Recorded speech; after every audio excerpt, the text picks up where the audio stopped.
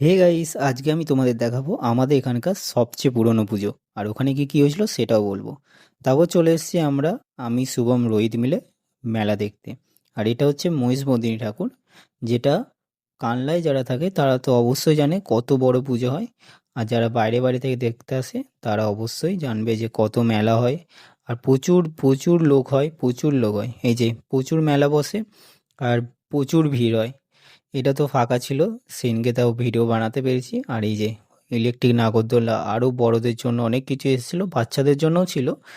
আর তারপর খাবারের দোকান, আর একটা এসেছিলো মিউজিয়াম, যেটায় গিয়ে আমি শুভম আর রোহিত পুরো বেকার বেকার পয়সা নষ্ট হয়েছে। এটাই কেউ যেও না যারা কানলা থেকে দেখছো। আর এই যে বাইরে এখানে এরমভাবে অনেকজন বাইরে বাইরে থেকে এসে বসে থাকে। তারপরে আমরা খেয়ে নিয়েছিলাম হচ্ছে এগ রোল, আর এটার ভিডিও করছিলাম, যেটা রোহিত দেখে হাসছিল। তারপর আজকে ভিডিওটা ভালো লাগলে অবশ্যই লাইক করবে, শেয়ার করবে, কমেন্ট করবে। Tata guys.